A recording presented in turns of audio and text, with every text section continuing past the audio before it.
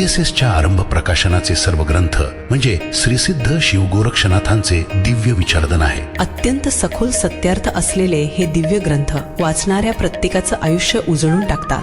नाथ गीता, नाथ भागवत, नाथ पतंजली योग, अष्टावक्रनाथ गीता इत्यादी अनेक दिव्य ग्रंथ आमच्याकडे उपलब्ध आहेत. आमचा ईमेल ॲड्रेस आहे vssmeditation@gmail.com आणि मोबाईल क्रमांक आहे 9881463305.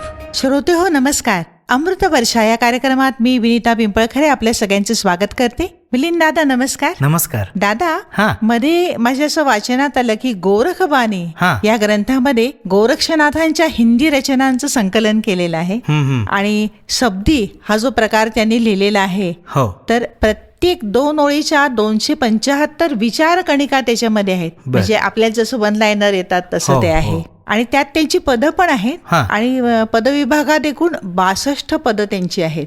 तर तुम्हाला पण पदं येत असतात नेहमी ना? हो, कितीतरी येतात. तर तुमच्याकडे किती पदं आलेली असतील? 500 पेक्षा जास्त आलेली आहेत.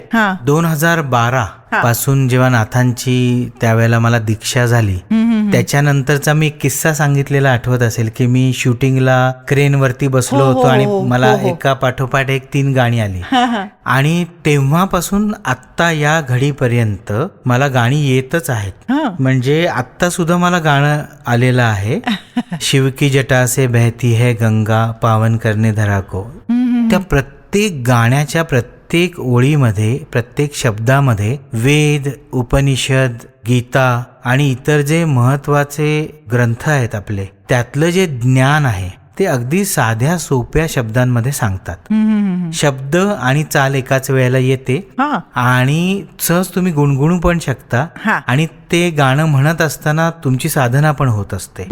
आणि त्यातला अर्थ जर आपण बुद्धीने समजून घेतला तो अगदी सोपा सहज आहे, तर आपल्याला रोजच्या आयुष्यामध्ये तो वापरताही येतो प्रॅक्टिकली. आणि त्याचा गूढ अर्थ जो आहे, सूक्ष्म अर्थ जो आहे, तो पण जर समजून घेण्याचा प्रयत्न केला तर आपल्याला आध्यात्मिक अनुभूती पण ज्ञानाची येते. असं दोन्ही पद्धतीने नाथांनी प्रत्येक गाण्यामधनं आपल्यापर्यंत हे ध्यान आणि ज्ञान पोचवलेलं आहे. दादा, तुम्ही एकदा मागे साधनेच्या वेळी म्हणला होतात की ही आकाशवाणी आहे. तर आकाशवाणी आहे म्हणजे काय? आपल्याला सिनेमामधून असं एक चित्र, एक व्हिज्युअल असं दिसतं की रथामधून तो कंस चाललेला होता आणि आकाशवाणी झाली की तुझ्या बहिणीचा जो 8वा पुत्र असेल तो तुला मारून टाकेल. तर ती आकाशवाणी आपल्याला लहानपणापासून फार मस्त वाटायची की अरे असं चाललंय आणि आकाशातनं कोणीतरी बोलतंय.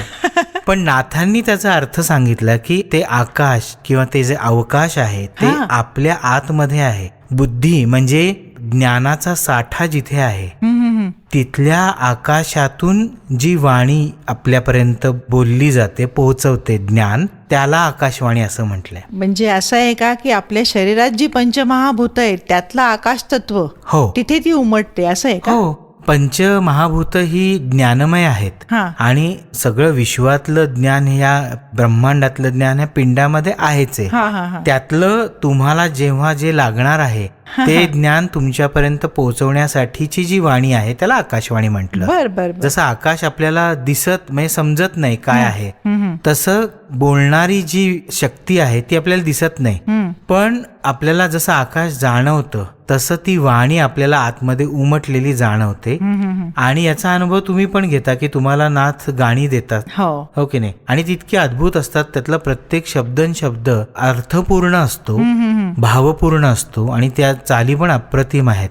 तर हे तुम्हाला पण सहज असंच बसल्या जागी ते जेव्हा आकाशवाणी करतात तेव्हा आतमध्ये उमटतं. नाही, मला फारच आवडली ती आयडिया. म्हणजे काय, प्रत्यक्षच आहे ते. पण नाहीतर आपण आकाशवाणी म्हणजे रेडिओ आणि आकाशवाणी म्हणजे अशीच आकाशातनं येणारा मोठा डायलॉग असं वाटायचं. दादा, आम्हाला एक छान गाणं सांगा ना. नाथांची जी गाणी आली त्यातलं एक साधं सोपं सुंदर गाणं सांगतो, चालीसहित पण सांगतो मी, याचा मुखडा गाऊन पण दाखवतो आणि मग त्याचा आपण अर्थ काय तो पण बघू. हो, अर्थ तर महत्वाचा, तोही सांगा. तुमच्या श्रोत्यांना भयंकर आवडेल ते गाणं. सत्य नहीं ये स्वप्न है सारा, माया की बहती हुई धारा, जिसका नहीं है कोई किनारा, ना मिलेगा तुमको कोई सहारा, ना मिलेगा तुमको कोई सहारा, सत्य नहीं ये स्वप्न है सारा,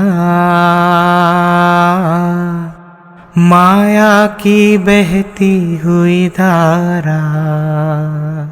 तर हे जे जगत आहे ते सत्य नसून एक स्वप्न आहे आणि त्यालाच माया म्हटलेलं आहे, की जे अस्तित्वात आहे असं आपल्याला प्रकर्षाने जाणवतं ते अस्तित्वात नाहीये ह्याची जाणीव होणं म्हणजे आत्मज्ञान. आणि ते अस्तित्वात नाहीये असं जे आपल्याला भासमान दिसतंय ती माया आहे. माया आपल्याला समजतच नाही. या जगामध्ये आपण जे वावरतोय, श्वास घेतोय, जगतोय, सगळ्या सुख दुःख आणि भावभावनांशी जोडले जातोय, आपल्या आतमधून त्या येत आहेत, त्याची आपल्याला जाणीव होती, ही सगळी माया आहे. बाहेर जे बघतोय ती माया आहे आणि आतमध्ये जी घडते ती पण माया आहे.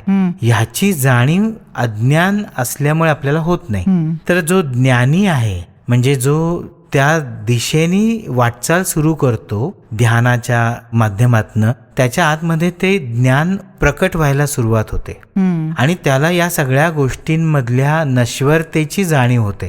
नाथांनी खूप सुंदर व्याख्या सांगितली. सत्य म्हणजे जे काल होतं, आज आहे आणि उद्या पण असणार आहे, ते कधी बदलत नाही. सत्य म्हणजे जे कधी बदलत नाही. मग असत्य म्हणजे काय, तर त्याच्या विरुद्ध काय म्हणतात आपल्याला, जे कायम बदलत राहतं. तर आपण उघड्या डोळ्यांनी जे जे काही बाह्य जगतामध्ये बघतोय ते प्रत्येक क्षणाला बदलतंय. एवढंच नाही तर ज्या शरीरामध्ये आपण आलेलो आहोत ते शरीर सुद्धा प्रत्येक क्षणी बदलतंय. त्यातली प्रत्येक गोष्ट काल जी होती ती आज तशीच राहत नाही. तर त्याला असत्य गोष्टींना माया म्हटलंय, की जी सतत बदलत राहते. पण आपल्याला असं वाटतं आपण आहोतच, हे शरीर कायम असणार आहे. ही जी भावना आपल्या मनात आहे ती अज्ञानापोटी आलेली मायेचं स्वरूप आहे. तर सत्य नाही हे स्वप्न हे सारा, कारण हे सगळं जगत प्रत्येक क्षणी बदलतंय, ते स्वप्नवत आहे. माया की बहती हुई धारा, ती सतत वाहणारी आहे आणि जी गोष्ट वाहणारी आहे त्याचा आधार घेऊन एका जागी तुम्ही स्थिर राहू शकत नाही. म्हणून त्यांनी म्हणलं की ही वाहणारी धारा मायेची असल्यामुळे जिसका नहीं है कोई किनारा, ना मिलेगा तुमको कोई सहारा. तुम्ही किनाऱ्यावरती किंवा किनाऱ्यासारख्या एखाद्या घट्ट गोष्टींवरती उभे राहू शकलात तर त्याचा तुम्हाला आधार मिळेल. पण जे वाहत राहतंय ते तुम्हाला वाहवतच नेणार, तर त्याचा तुम्ही कुठे आधार घेणार. जे वाहतंय त्याच्यात तुम्ही डुबून जाऊ शकता, हो की नाही. तर माया ही अशी आहे की ती तुम्हाला कधी डुबवेल ते सांगता येत नाही आणि या चक्रामध्येच आपण फिरत राहतो. म्हणून मायेच्या जाणीवेमध्ये येणं याला नाथांनी मागच्या भागामध्ये म्हटलं की बी इन अवेअरनेस मध्ये या. माया वाईट नाहीये, माया आहेच आहे. तुम्ही मायेचा वापर कसा करताय त्याच्यावरनं ती तुमच्या आयुष्यामध्ये सुख किंवा दुःख निर्माण करते किंवा ती तुम्हाला जन्म मरणाच्या चक्रामध्ये अडकवते. त्याच्यामध्ये तुमचा स्वतःचा सहभाग असतो असं या गाण्यातनं. आता मी ह्याचा ढोबळ अर्थ सांगतोय, पुढचं कडवं आहे, गाऊन दाखवतो, म्हणजे त्याची चाल तुम्हाला पण ऐकायला आवडेल. जो नहीं है उसका होना कैसा, बिछड़े भी अगर तो रोना कैसा, ना आस लगा तू इस जीवन से, खोना ही है जब अंत में सारा. तर जे नाहीच आहे त्याचं होणं कसं काय असू शकतं. जो नाही आहे उसका होना कैसा, बिछडे भी अगर तो रोना कैसा. आपण छोट्यातल्या छोट्या वस्तूपासून माणसं, परिस्थिती, गोष्टी, कीर्ती, वैभव, शारीरिक सक्षमता अशा अनेक गोष्टी आपल्याकडे असतात. त्या आपल्यापासून जेव्हा दूर जातात किंवा नाहीशा होतात तेव्हा आपण रडतो, दुःख करतो. म्हणजे तर कशाला दुःख करायचं. ना आस लगा तू इस जीवन से. प्रत्येक क्षणी जीवनाकडे आपण आशेने बघत असतो की आपण कायम या शरीरामध्ये राहू, हे शरीर कायम निरोगी आणि तरुण राहील, आपल्याला सगळे भोग उपभोग घेता येईल, कीर्ती, धन, मान, प्रतिष्ठा आपल्याला मिळत राहील, अशी आशा जीवनाकडनं असते. पण जे नाहीच आहे आणि जे आपल्यापासून लांब जाणार आहे त्याच्याबद्दल आस लावणे म्हणजे त्याच्याबद्दल आशा ठेवण्याची आवश्यकता नाहीये. ते अज्ञानाचं लक्षण आहे असं नाथ म्हणतात. खोना ही है जब अंत में सारा.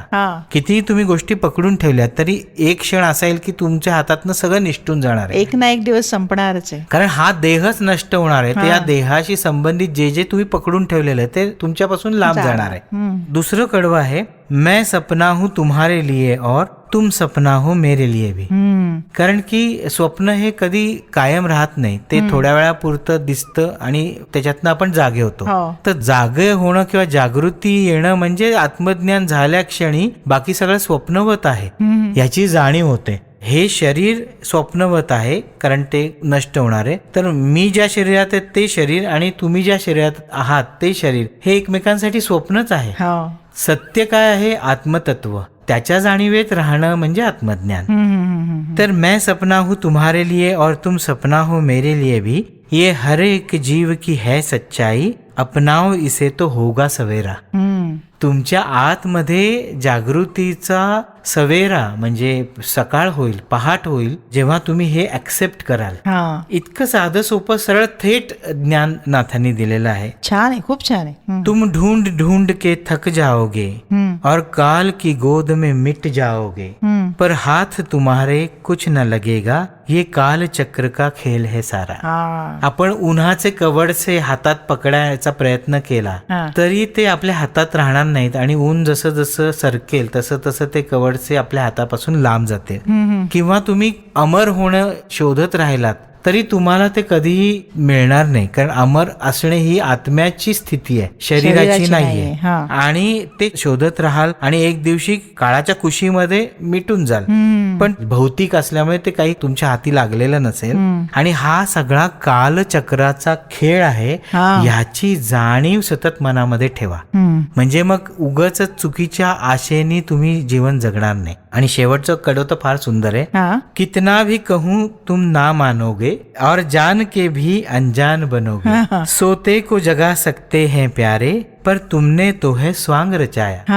आपण गेल्या 14-15 वर्षात बघितलेलं आहे. अनेक संतांच्या सांगण्यामधूनही आपल्याला हे जाणवतं. ते टाहो फोडून जीवाच्या आकांतांनी सगळ्यांना सांगत असतात की बाबा साधना करा, ध्यान करा, सत्य जाणून घेण्याचा प्रयत्न करा, मायेपासून लांब राहण्याचा प्रयत्न करा, विवेकाने वागा, ज्ञानपूर्ण आयुष्य जगण्याचा प्रयत्न करा, षड्रिपूंच्या जाळ्यात फसू नका. हे सगळं सांगून सुद्धा आपण हो हो म्हणतो आणि पुन्हा त्याच मार्गी लागत असतो. तर ते सांगतात की मी किती सांगितलं तरी तुम्ही हो हो म्हणाल आणि मला समजलं, मी आता त्या रस्त्यावरनं पुढे चालेल असं म्हणता, पण जान के भी अनजान बनवगे. जेव्हा वेळ येईल तसं वागायची तेव्हा तुम्ही तसं वागणार नाही. कारण एखादा झोपला असेल खराच तर त्याला हलवून उठवता येईल की उठ बाबा आणि तो जागा होईल. पण तुम्ही झोपेचं सोंग घेतलेलं ज्याने आहे त्याला आपण किती उठवायचा प्रयत्न केला तरी तो उठणारच नाही. आणि म्हणून तुम्ही मागच्या एका भागात म्हटलं होतात की जो या रस्त्यावरनं पुढे जाण्याचा प्रयत्न करेल तो वाचेल का. आणि तेव्हा मी म्हटलं होतं जो वाचणार आहे तोच या रस्त्यावरनं जाण्याचा प्रयत्न करेल. तर सगळ्यांनी जागृत होण्याचा प्रयत्न तर करा आणि चालायचा प्रयत्न करा. शेवटी इच्छा जर नाथांची असेल तर ते तुम्हाला त्या मार्गावरनं सफलतापूर्वक पुढे नेतील. दादा, राम गणेश गडकर यांच्या एका नाटकात असा डायलॉग आहे की झोपलेल्याला जागा करता येतं, पण ज्यांनी झोपेचं सोंग घेतलंय त्याला जाग तरी कसं करणार. तेच इथे नाथांनी सांगितलेलं आपल्याला दिसतं. तर अशा 4 कडव्यांमध्ये संपूर्ण आध्यात्मिक ज्ञान त्यांनी सांगितलेलं आहे. अशी 500पेक्षा जास्त गाणी आलेली आहेत.